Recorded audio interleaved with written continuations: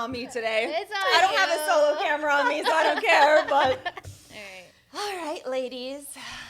Welcome back, everyone, to another episode of the Humanhood series, brought to you by your incredible hosts, Casey Riley and Melanie Peralta. Humanhood is a conversation devoted to humanizing your human experience and making personal development more personal. And today we are so incredibly excited to introduce you to a brand new guest. This is somebody who I deeply respect, admire, and truly just adore for so many reasons. And I am certain by the end of this episode, you will all learn to love her just as much. Linzee Belle, thank you for joining us on Humanhood. Yes, thank you, I Thank you so much for having me. It means so much to just be a part of a mission where we are expressing as full, multi-dimensional women, talking about all the things that make us human, and it just means the world to me to be a part of this today. So thank you. And that we will be doing today. Yes. So before we officially jump in, I want to just explain why we wanted to have you on Humanhood and have this conversation with us. So Linzee and I met 3-ish years ago at our somatic breathwork practitioner training. Shout out Soma IQ. It was such an amazing 4 days we spent together learning, breathing, crying, screaming, laughing. All the things. All of the things you could imagine would happen in an intense breathwork training. And it was just an incredible life experience to share together. And since then, as I've gotten to know you more, both online and in person with the things we've done together, I always leave, when I spend time with you, I leave feeling, it's a hard feeling to describe, but I'm going to try to explain it. I feel so connected, but it's so beyond the word connected. And as I leave, I'm like, why do I feel so special around Linzee? Truly. And whenever I'm curious about something, I follow my curiosity. And as I peeled back the layers, it's because 2 things are coming to mind. 1, I feel you so deeply. I feel your presence. I feel your love. It's like this energetic bubble that encompasses me and the space that we're in. And I feel felt by you. And it's not just you make me feel seen. No, I feel so deeply felt by you. I feel adored by you. And that's a really, really special feeling to have. And it's very rare that I have felt that way around someone. And so I'm sitting here thinking about, why do I want to have this conversation with Linzee? Well, because I'm just in awe of the human that you are. And I know that you weren't always this version of you. And I am just really excited to learn more about you. Selfishly, I'm I just want to talk to you and learn more about you and learn the lessons and the wisdom that you have to share, because you really are special. Oh my gosh. Really. Yeah, even just your vibe when you walked in. I was in the bathroom and I felt you from the toilet. I was like, she's here. Yes. Yeah. It's this blanket of safety. And a lot of our shared experiences have been facilitating sessions together. Yeah. And for me, that safety is key. And I'm when I know Linzee's there, it's this mama bear holding me and everyone in the street and the block and everyone. And it's a really incredible feeling. So as we dive into today's conversation, let's start with an easy question. Okay. Please just formally introduce yourself. Who are you? What do you do? And how are you serving and helping humanity? I just need a second to just, oh my gosh, thank you so much. I was on the verge of tears. It means a lot when other people see what you're doing in the world, because their mission is aligned with that. So thank you for receiving my love, because I do adore you and I love the fuck out of you. Nobody knows, but I come in with a shank in my pants just in case we need to go outside and handle some business, So the mama bear is accurate. Thank you so much. So my birth name is, my birth name is, Linzee Nicole Yarder. And there's a reason I'm sharing that, because I changed my name over time. When my sister passed, I changed it to Linzee Belle, and Belle was the nickname my sister gave me. And so lately I've been coming back to, no, like, let's come back to Lindsay Nicole Yarder. That's really important for me right now. We can discuss what that is later. But yeah, on my journey and how I choose to show up for myself and humanity is being able to really connect with my own inner essence and radiance, because it's so unique and individualized for everyone, and to be as authentic as I can with where I'm at in the moment, so that it gives other people permission to. That is the most important thing to me, is how do I allow grief and joy simultaneously in the same experience and not judge myself for feeling one other than the other, and to share love. Like, truly, I don't know what the truth is, but I do know what love feels like. And so if I can show up as that, that's my mission. Yeah. And who do you work with specifically? I know you're a women's coach and you host retreats. Like, who's the woman you really work with? Such a beautiful question. I've had the beautiful opportunity to work with women and men, but I would say women for sure is mostly what I'm drawn to, and they're drawn to me. And it's really about, what I've noticed is women are starving to express themselves. Yeah. They are starving to be witnessed, to be seen, to be felt exactly as they are. And what I have studied and what I've come to understand is the female nervous system is so different from the male nervous system. Like, so wildly different. We have to learn to pause and titrate and be able to sit in something for long enough and allow it to move like the water, like the ocean. And in a lot of other practices, it's very structured, which is, there's a time and place for that. And what I've noticed with women is we're starving to be met where we are without it being judged. So I find a lot of women come that are looking to empower themselves and connect to their self-worth, which is, you're worthy simply because you exist. And so how do we get there, right? We got to work with the body. So that's usually the people that I work with. Yeah. I love that you shared that women and men's nervous systems are so different, because we were just talking about it before this. You asked, how is it feeling being so open on this series? And I was like, well, I can feel my body becoming dysregulated in some of the conversations. Yeah. And then afterwards, it's like dysregulation, okay, find safety again, you're alive. And it's so wild, because talking is a form of expression, and it can feel really scary at times. Oh, yeah.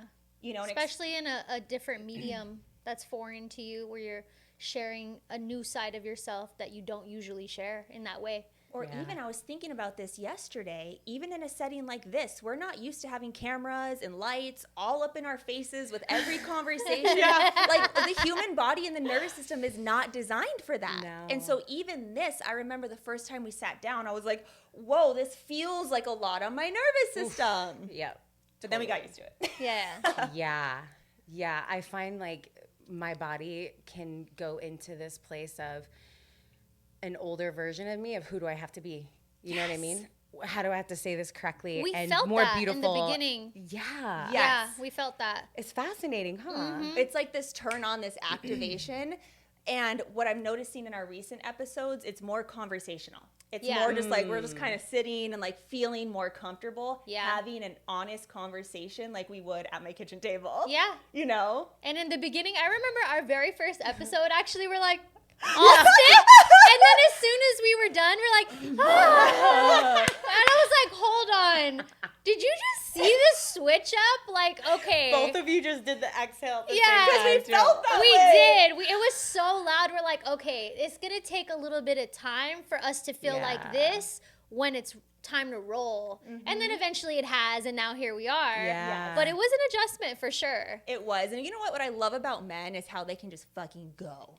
I'm like, oh, I love how much strength and power and testosterone you have, or you're just like, you're never tired. That's you can my just son. keep going, you know? Yeah, my son gets an idea. He's like, right now, gotta do it, get it done. How old So is he? funny. He's 11, almost Oh, mine's 12 10. next week. We got to get our boys together. Let's get our boys together. Yes, it's done. I always love, like, when Kai gets a friend that he fucks with, and I Yeah. really fuck with the mom. Isn't that the best? Dude, it's not easy to You're like, find all right, friends you're for good. your The cool kids mom. that, like, you actually want to hang out with the mom. That's been one of my 100%. main struggles in life. Totally. Yeah. If it's not a vibe, you're like, I don't know if I No want more to play go dates. over there. Kai's like, can we? And I'm like, oh, you know, see, me and his mommy, she's a nice lady, but, you know? So, yeah, we'll 100%. definitely have to figure that out. too. Yeah. I would love that. So obviously you are this coach, practitioner, retreat host now. And what I also know that no one chooses to be in one of those roles because our life was easy. Yeah, yeah. It's not like we woke up one day and it's like, I'm going to heal generational trauma. I'm going to help people scream Jesus. their suppressed anger and sadness. You Yeah. know, I'm going to help Yeah. people become feral. From frozen to feral. You know, of course, but usually we find ourselves in these roles because we Yeah. have had a lot of challenges to overcome. Yeah. We were once desperate to feel better, desperate for answers, and desperate for change. And we find these modalities that ultimately change our lives. Yeah. And inevitably, we want to now help other people change theirs through these modalities. Yeah. So let's go back, Lindsee, to the journey that brought you to those modalities, that brought you to that change. If we were to meet you 10, 15 years ago, who would we have met and what did your life look like? Yeah, what was she like? I want to know. I feel Fabulous. like I've lived 1,000 lifetimes, truly. Do you guys feel like that? Oh, yeah. 1000%. It's wild. It's such a beautiful question. And I'll start with, you had just mentioned that there was once a version of all of us where you just wanted life to feel better. I just wanted life to feel better. I wanted something to live for. When I was younger, I had a lot of abuse from my stepmom from like age 2, as far back as I can remember. So at that point, my nervous system completely clenched and my self-worth was like gone. And so from that point, I continued to go to my dad's house and we would visit. I'm the baby of 5, so I had a really big family, which was a blessing and a curse at the same time. Always a blessing, though. And we would go over there. I had 4 stepsisters, and we just were wild and crazy.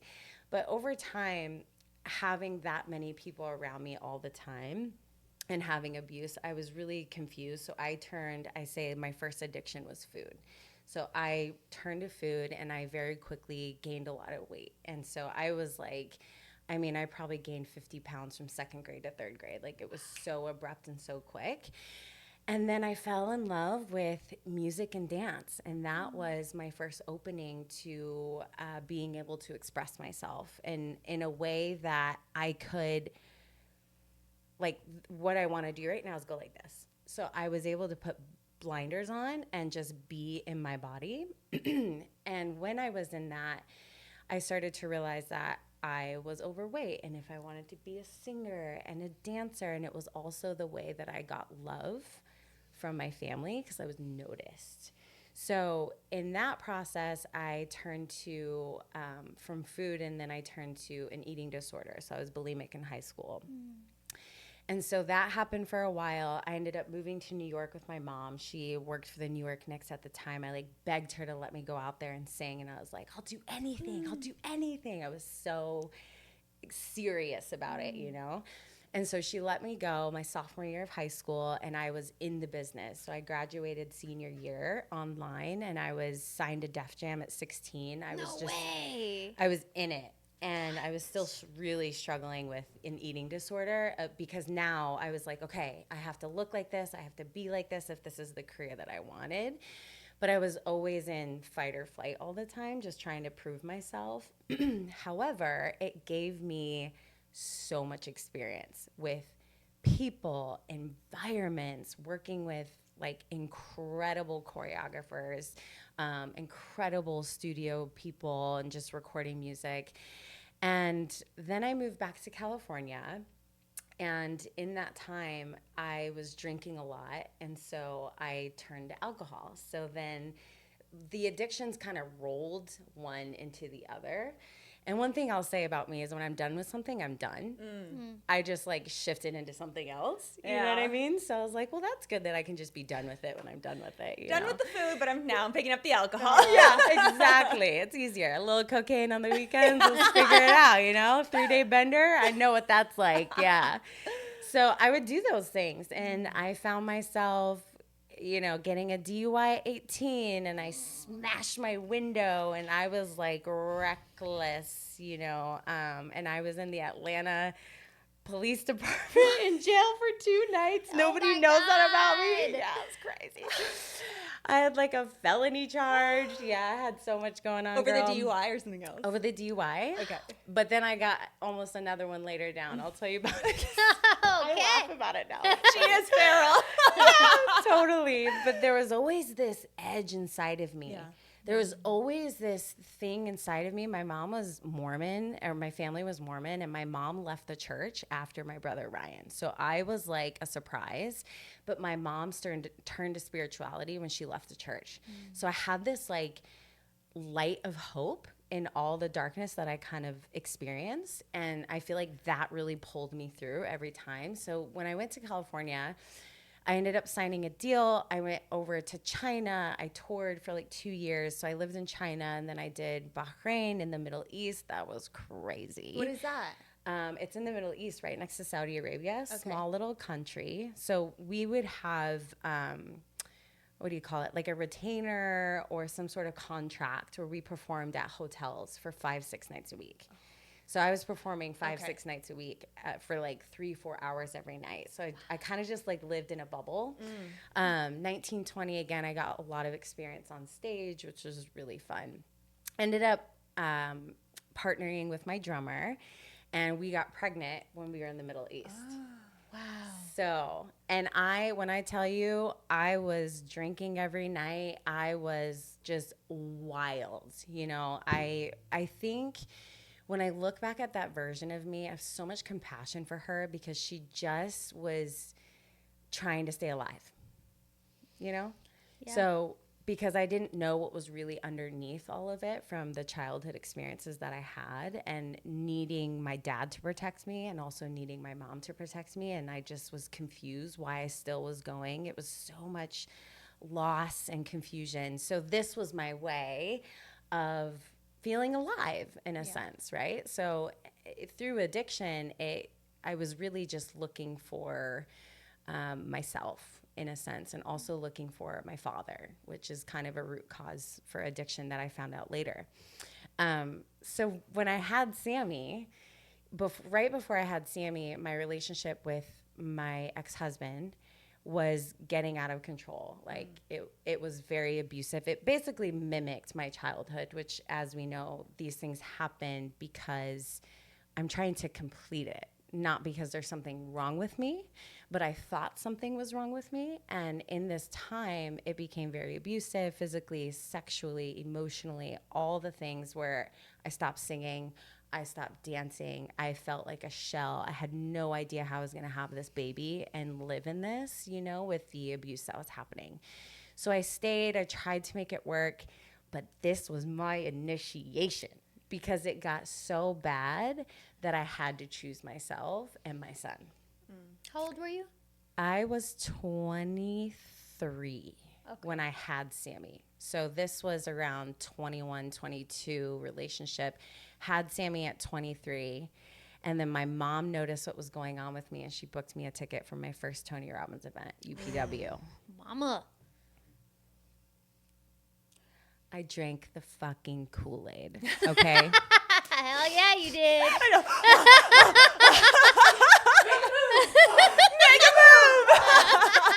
I was like, yes! Hell yeah. I had to get in it for a second. You don't regret it though, right? It was so worth it. Girl, I went to 3. Yeah. But that was my moment. I came back, and within 3 days, I packed my bag. I got my baby, and I went back home. And when I went back home, it was the best thing ever. I had wrote in my book that I was going to become a yoga teacher and do all these things. And so I looked at a couple schools. Lo and behold, my mom went to a massage school out here, SWIHA, Southwest Institute of Healing Arts. And she was really great friends with Casey. Casey's amazing. She's the owner of the school. And there was a class starting for an 800-hour program 2 weeks after I moved back home here to Arizona. So I jumped right into it, thankfully. And I was still toggling through addiction and all sorts of stuff. Well, about 2 years in to school, or no, maybe it was 6 months. It was 6 months into school, and my sister was on a motorcycle and passed very tragically. And her boys were in my mom's house as well because she was struggling with addiction. So after that, I stayed in school. But the reason I bring that up is because school saved my life in a sense, because I was there every day doing yoga, doing breath work, doing, all these different modalities, yoga, nidra, embodiment tools and practices. This school is very delicate and discerning on the hours that you really put in. Like if you're doing an 800 hour, you're doing an 800 hour, you know? And I was so thankful for that because I was trying to recalibrate my system.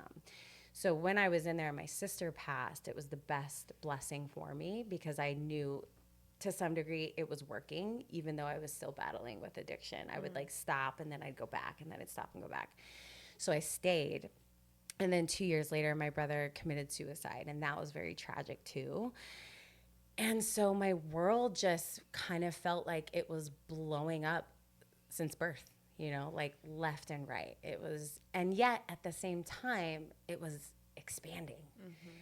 And so that's what was confusing to me is I'm like, okay, that's where the perfectionist part of myself came in of, okay, if I'm just perfect, even in my spiritual practice, then I'll be good, you know? And it took me a while to understand, but after losing my sister, my brother, and then my grandma, right after that, a year and a half later, grief cracked me open. And it was like, you're going to stay here. You're going to feel all of this. And I ended up going to a psychiatric hospital, a rehab center, and it probably took me 6 or 7 times before I actually got sober. And when I got sober is when I found breath work. My brother passed in May, and I went to a session in August. And I was like, Was that the session where that video went viral? I don't know. Remember, it was an expression piece of you. Oh. Was it that recent? I It believe was so. right before the it training, was maybe like within the year before. It was Cinco de Mayo, and it what was year? like a couple 2020. So this was recent. Yeah, Yeah. not that long ago. Yeah. Wow. What were you addicted to? Alcohol? Alcohol was my thing. That was my thing. Yeah. It served a purpose, and but I would dabble with other things as well.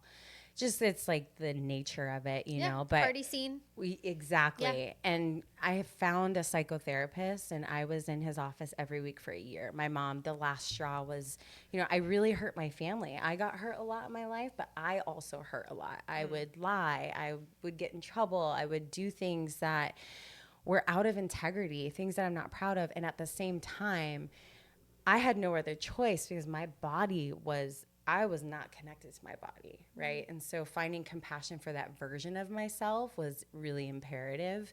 But going to his office every week, he quickly became my mentor. And it was through a series of softenings and slow recalibration is what really allowed me to go, oh my gosh, all of this.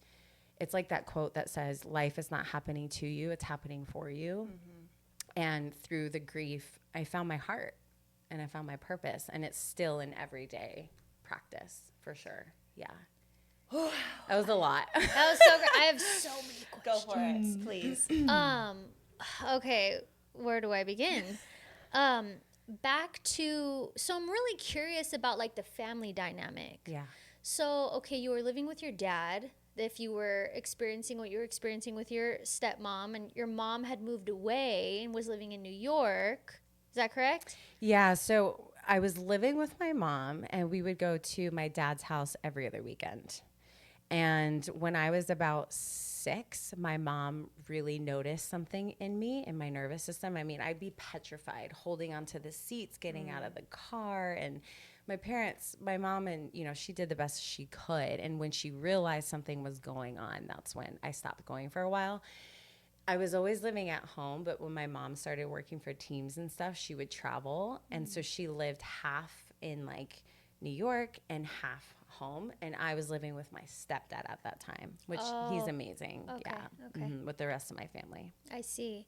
And okay, being the youngest out of all those children, how did that shape you being like the baby? Do you feel like that shaped your personality in a specific type of way being the baby? Such a great question. Yeah. Okay. Yeah. Through, you know, when I went and sat with ayahuasca, it gave me a lot of clarity about my life. I went twice and I was able to just kind of ask questions about my life. And I think coming into this family, I know it was for a divine purpose. Yeah. And I also feel like as the baby, my family just kind of looked at me like that all the time. Does that make sense? Oh yeah, totally. So I'm trying to find the right words. Even getting older, it was like, you know, she's the bright one. She's this and she's that. And also like not very respected at the same time, which is very interesting. I just always kind of felt like my family just kind of looked at me like, you're weird. But it's also a part of the gift. And I wrote a book actually recently, and I ended up taking it down because we were talking about this earlier. I really expressed my truth, and I really expressed the shame that I held and some of the experiences that happened with my brother before he passed. And my family like exiled me, except for my mom and dad. And that hurt me so bad. And at the same time, I'm so grateful because what I understand through family constellations, which is another tool that has blown my mind out of the water, is these things are getting passed down, right? And shame is a silent killer. It's shame thrives in secrecy, and it's something I really lived with my whole life. Same. Through abuse, it gives me chills, through anything. And women hold so much shame for simply existing, and that kills me in a sense. And it's also why I do what I do. But the shame that has been passed down the generational line is this series of secrets that stack. And over time, I know in my body and my soul, it couldn't take it anymore. And so expressing that gave me my freedom, because I'd rather be free and lead with love. I'm not mad at my family. I love every single person in my family. I get it. That was a lot. It was a lot. And at the same time, I am not willing to live a life of secrets anymore. Yo, that's so me. I relate to that so hard. I've been in your shoes, girl. You know. Oh yeah, totally. That feeling is just like leaving the family of origin in a sense. Okay, I was getting emotional as you were sharing that because I know the feeling of losing your family over a choice or a decision or whatever it is. And I'm wondering, you put something out there, you're finally yourself, right? You're like, this is who I've been trying to be this whole time. It's not met with love. It's met with, again, punishment. Mm-hmm. It's such a horrible feeling. Yeah. So for you to experience that, but then also choosing to, I am going to take the book down. Like, I am choosing to still, this feels right for me. Like, what made you make that choice? Like, you already ripped the Band-Aid. It's out there. Everyone hates you. You know? YOLO. Why go backwards? Yeah. This is, such a beautiful question. I really feel your heart around this. It's interesting because, you know, as I was, the book idea was brought to me through someone, so it wasn't even my idea. And the things that I've been in the most service in my life have been the things that have just come into my experience because it's just the right time. And so writing this book, I mean, we did it for 2 years. Johnny did the artwork. It's absolutely extraordinary. I told him my vision in ayahuasca, and he painted colors and flowers, and like, it was like my life, right? And I was really particular and really sensitive to the fact of how am I expressing myself in this book? Because everybody has a side to their story. And I'm going to share something I haven't shared before, but in a sense, the shame that has been living in the bloodline, what I knew was true for me in my heart by releasing that book was I wrote it from a place of love, acceptance for the things that had happened in our dynamic, and from a place of depth that we all have these experiences that we go through. We hurt people and we also get hurt. And that doesn't mean that love does not accept exclusion. I'll say that. And so how do I make love the primary source of what this book is about? And that's really what I did. And when I released it, I quickly realized I had an experience that it helped Ryan cross over. Because I went and saw some mediums, and what I came to understand is people that cut off their life too soon through suicide can sometimes have a hard time crossing into the other realm, right? And everybody has their own belief around that. But I felt in my soul that it was a part of setting his spirit free for the shame that he held, which is why he chose to take his life, right? But moving through after releasing the book and then taking it down, I received a couple messages, and I was like blocked from the people closest to me. But one of the messages in particular was around my brother's son, and her experience of it was sharing that, you know, if he grows up and he reads something like this, how would he feel? And I really take that into consideration, because just because it's my expression doesn't mean it's right. It's the right path for everyone. It's right for me. And so what I decided with that is I want to see all perspectives. And the way that other people see me as writing the book is they read a page of something and not the full in depth. And if I can choose to look at the bigger picture, then that feels right for me rather than having a book that needs to be seen, because I believe art is not for the outcome. It's for your heart. Yeah. And it's for your embodiment, and it's for your essence. And that feels true for me. And maybe one day I'll revise a little bit and share it in a different way. But it was a hard decision, but I decided to sit back and think of the whole, and then also grieve so deeply. But in the positive aspect of it, it brought my mom and I closer, and my dad, which is what I had a lot of issues with. So I left the family of origin by sticking to my truth, but I came back to the origin of what gave me life, which I feel is most important. While holding boundaries and having discernment at the same time. Yeah. And weeded out the people who literally were not meant to be there. That's it. Yeah. Yeah. Yeah. Wow. Thank you for sharing that. Thank you for asking.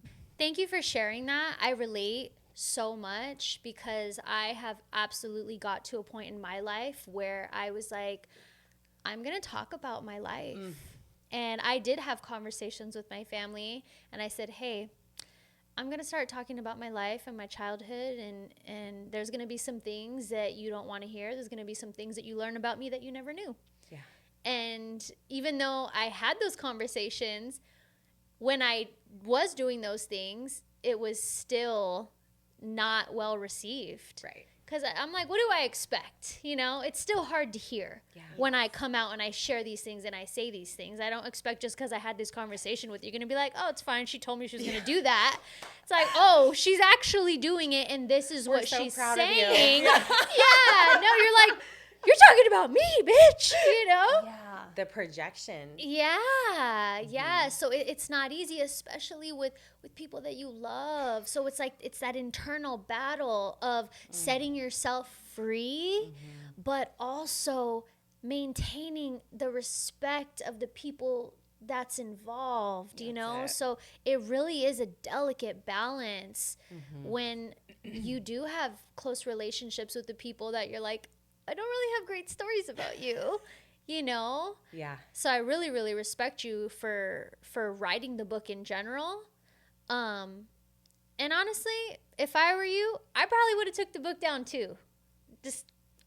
Just putting myself in your shoes, Yeah. I probably would have done the same thing. Mm-hmm. Because there's been times when like I didn't write a whole book about it, so that was like an even bigger commitment to pull back on. But for me, it's like even just a social media post or something that I'm talking Totally. about it, I'm like, I'm deleting this. You know? Seriously. Yeah. It can be confusing, you know, like the last night of moving into sobriety was ironically on my birthday, and my oldest brother came to my apartment. I had been in there for 5 days, and he saved my life. Like, he showed up. And I think the reason why it hurt so much is because of that experience, and my oldest brother was, you know, just one of the ones that decided that he didn't want to be involved in my life anymore. And even that, me sharing that right now, I'm like, but it's true. And at the same time, it's okay. Yeah. Because everyone in our family is grieving differently, and they're all expanding differently. And who am I to be like, my way is better? You know, it's like tools and modalities. There's one for different reasons, for different purposes. There's not one size fits all. So I appreciate you saying that.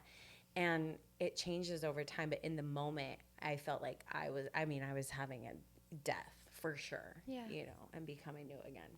The way that I saw my situation, I kind of feel it with yours too, was all of that stuff that happened needed to happen. I needed to be so far removed so that I could continue to grow and evolve. Yeah. And I literally see like God in the sky playing chess with my life. Like, I'm going to move you here and I'm going to move you there and I'm going to do this so that everyone can grow and evolve, because this was not working Yeah. at all. You thought it was, but it wasn't. Yeah.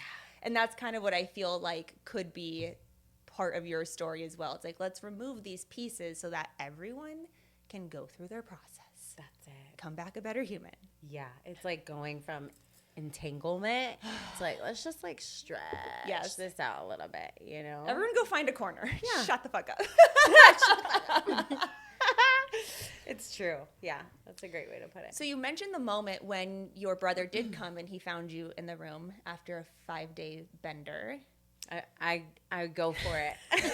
She goes hard. Not 1 day, 2, 3. My mom didn't raise no quitter. Let's go. So 5 days, you obviously had your son at this point, because this was only 5 years ago. I was just going to ask about the son. Go ahead. Yeah. 5 years ago, when the last thing happened. Well, when were you on the bender? That The was final bender.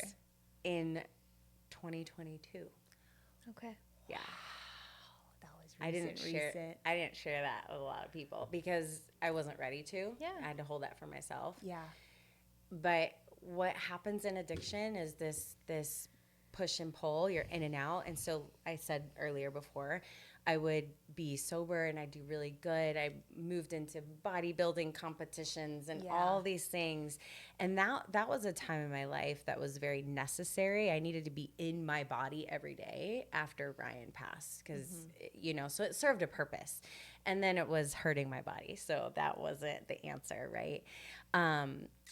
But yeah, it with the addiction coming in and out,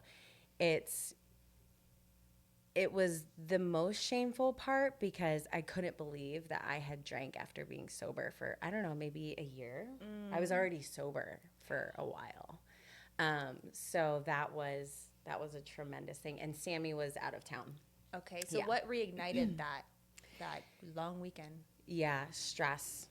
So because of what happened in early childhood, my body did not know that it could be safe, right? So safety felt impossible to me. But as I was stringing through understanding my nervous system, I was hit with a certain amount of stress. I needed to move. I had already signed that I was moving. I was trying to find a new apartment. She had given it to someone else. I only had a certain amount of time, and I felt so much stress, and I didn't want to ask my family for help because I had already felt that they had looked at me like, gosh, Lindsay again, you know? So I had all this built up shame, and my ego was so active that I couldn't even ask for help. And I remember I think I had gone to an AA thing actually, and I was in the parking lot grabbing wine. You know, the stress was too much, and I was like, Sammy's not here. I'm just going to have one bottle. 5 days later. I was One bottle Ubering. is crazy though. Not even one glass. Yeah, one She's like, I'm just gonna have one bottle. Girl. A double bottle. 2 bottles was like, wow. When I tell you, like, I laugh about it now because it really is one of the greatest gifts that I've ever had. Yeah. Because I truly know what it's like to reach the bottom of the shame hole. Like, I wanted to die. I mean, that's what I was doing. I was trying to take my life because the pain and the grief that I hadn't fully processed from everything, it was too much, too soon, too fast. So to answer your question, the stress, overwhelm is what gets me feeling like I doing it all by myself and not having a lot of help and things like that. And it just took me over. And when he found me, he took me back to his house, and he was like, you're either going to jail, because I was so fucked up, truly, that I became a different entity. Mm-hmm. And this is the same entity that was filtering through my family. My whole family had been drinking, you know, my whole life. And it was the same thing I saw in Ryan when he passed. And he was like, I'm either going to call the cops on you, or you're coming to my house. And I was like, fine, I'll go to your house. And we go to his house, and he locked up the cupboards, because when you're an addict, you will find a way, honey. And that's also a good thing, you know what I mean? Just take that with me in this reality, in sober reality. Find a way, baby. But yeah, I was there for 2 weeks, and it all worked out. I got the new house, and I figured it out, and that was a huge lesson for me of like, it all works out. Okay, I have a question. Did your son ever see you in those spaces?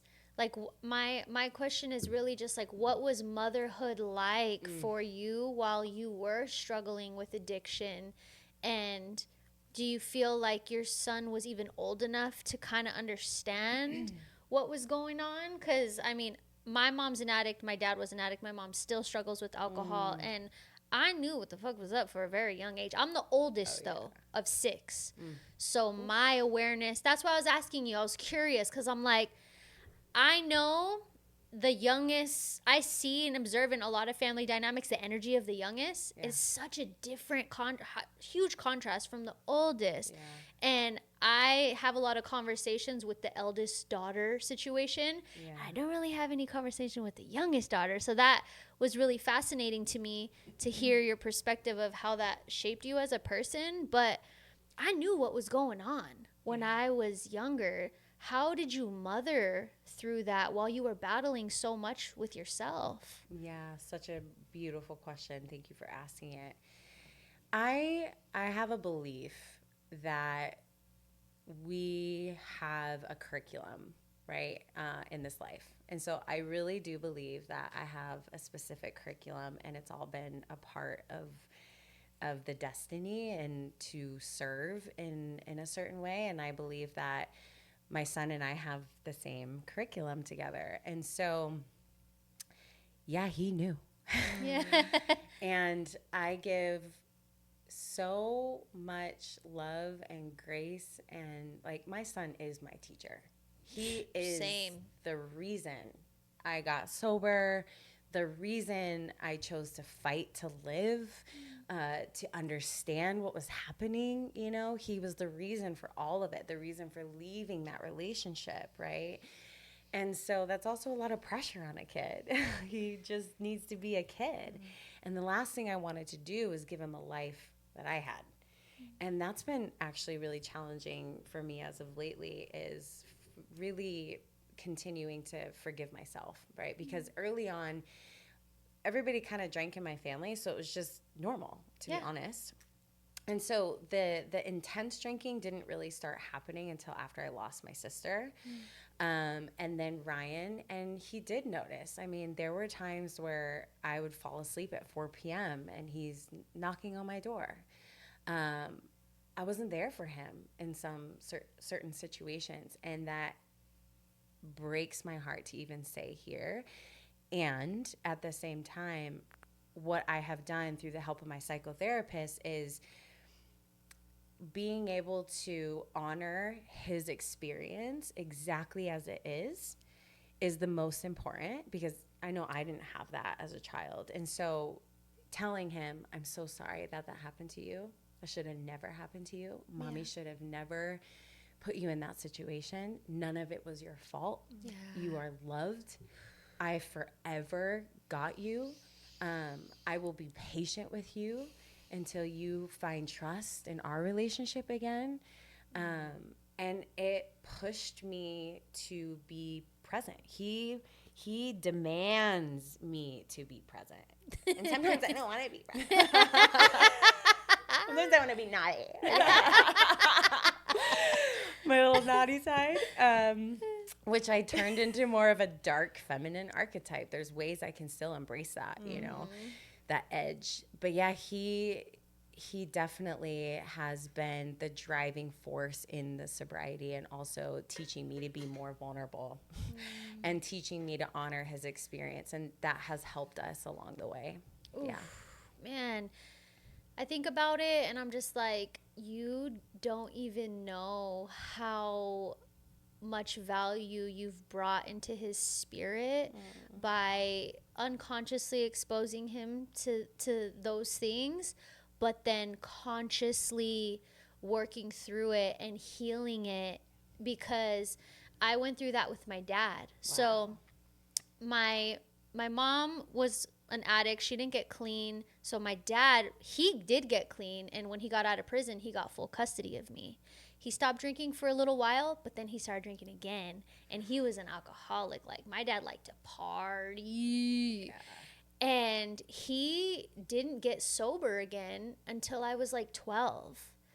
And so I remember the experience of seeing my dad belligerently drunk and being so mad at him, and like having this energy towards him. And I was a little tyrant too. Like, he was smoking cigarettes at the time, and we'd be at the grocery store, and I would call him out on his shit. I could see I would, dude. He'd be like going to the beer section. I'm like, you said we didn't have any money for this, but you have money for beer? Ooh, you better pop off. Dude, I did. And then he would buy cigarettes, and I'd grab his cigarettes and I'd snap them in half.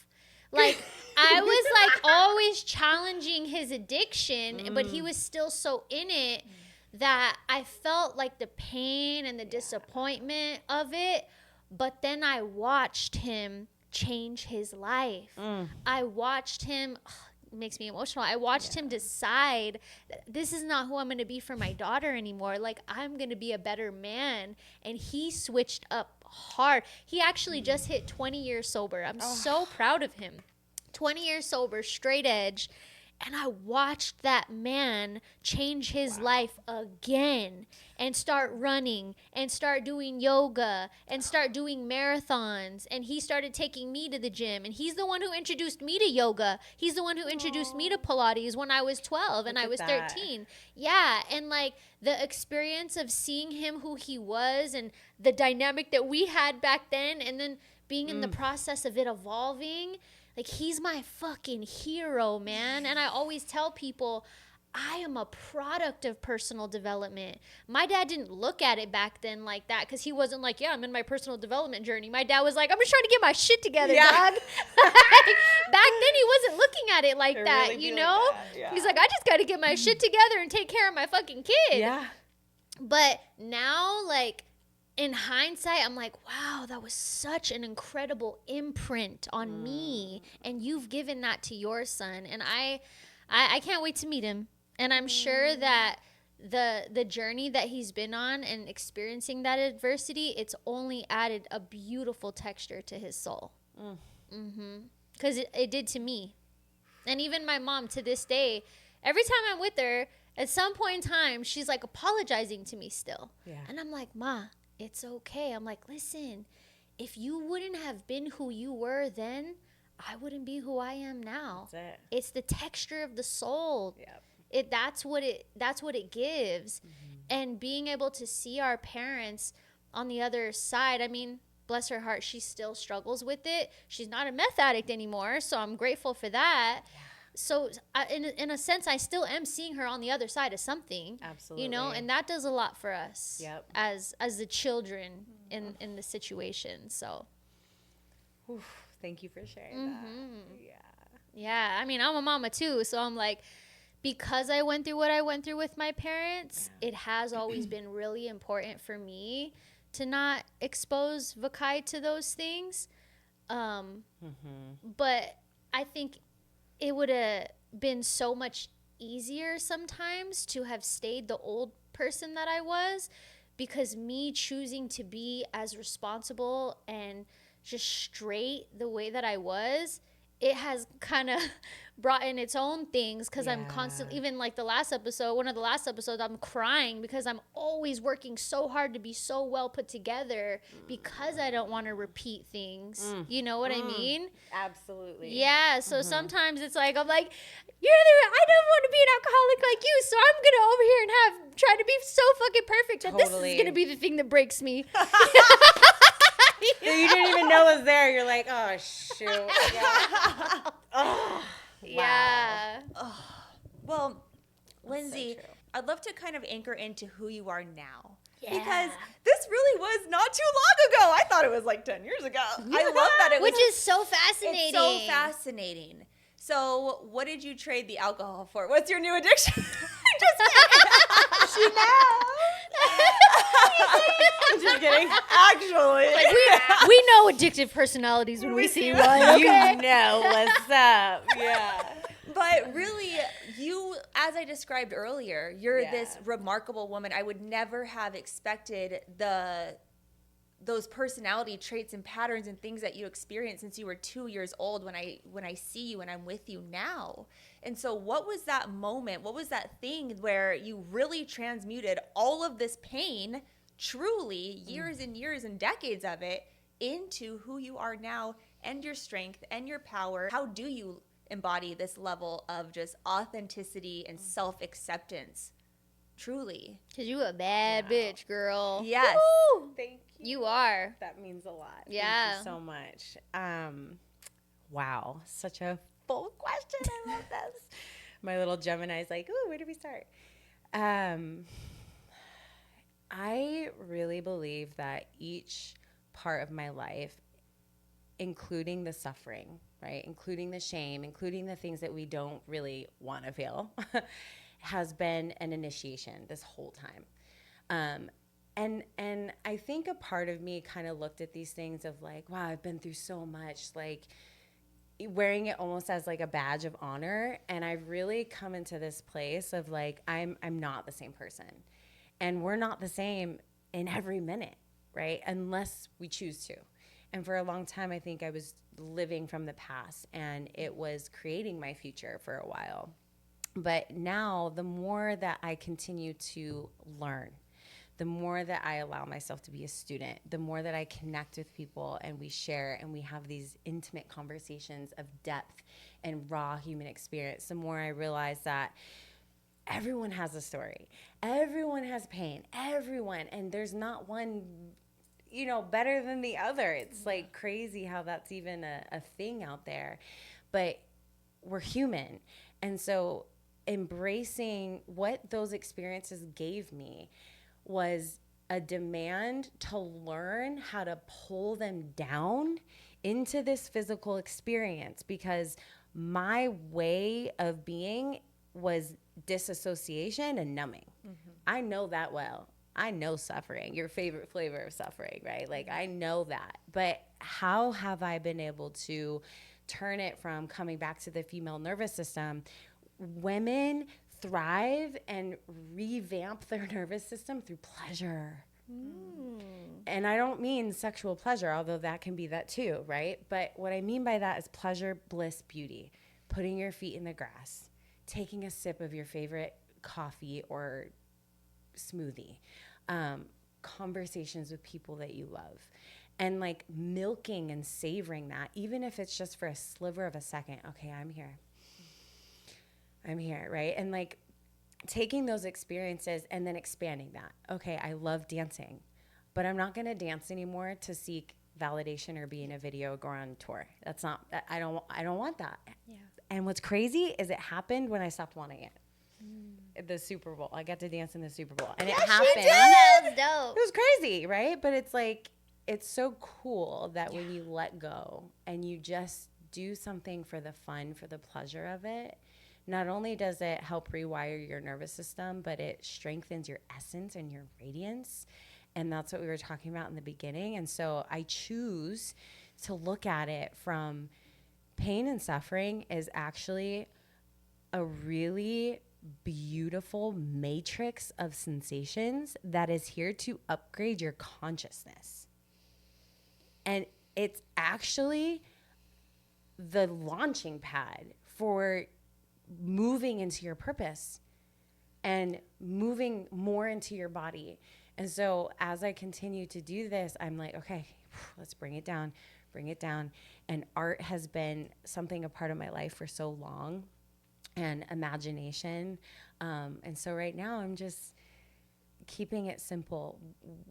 Tracking my 5 senses, and how can I create art not to do something or be something or get something, but just because I want to fucking be topless in my kitchen making fucking eggs without brushing my teeth and sing Fleetwood Mac. Hell yeah. Okay? Like that. Like just that is so much more simple. Yeah. You know? Just because. Yeah. So No expectation attached to any of it. that's it. We just had this conversation. Like, why do we always have to feel like we have to have a why? Why am I doing this? Why? It's like, because I just want to. I just want to fucking create it. Just I because. just want to do it. I just want to do this with no reason. I don't want to think about it. That's it. I don't even want a strategy behind it. Yeah. Just let it flow, baby. Yeah. So my addiction now is being in my body. That's a good addiction. Wow. I remember being out of my body to being in my body. It's pretty great in here, right? nice. When you're used to disassociating so much, Oh, yeah. being in your body, it's like a different reality. 1,000%. That's why I don't like things that distort my reality. I don't like sunglasses. I don't like certain things because I love it here so much. I love the clarity. I love it here so much. I don't want to distort my reality even with sunglasses. That is actually funny because even when I did Aya, I was like, ooh, I like it. Like I like it there. I actually prefer it there. I So it's don't. been harder to be here. I don't like it there. Whenever I do plant medicine, I'm like, I would rather feel it and like have a somatic experience than be checked out in La La Land. Like I would rather be here with me. Well, now that you said that, I think that was the gift that I got was I like it so much there, but how do I bring it here? Yeah. Yes. Thank you for that. Oh my gosh, this conversation, I told you. I she could is- talk to you for so I know. long. We could seriously be. Put a little bonnet and go. Oh my gosh, this was seriously just such a beautiful conversation, so eye-opening. I learned so much from you. I learned so much more about you, and thank you so much for being here. What are your closing words, Melanie? I don't really have any closing words. It's more of a question.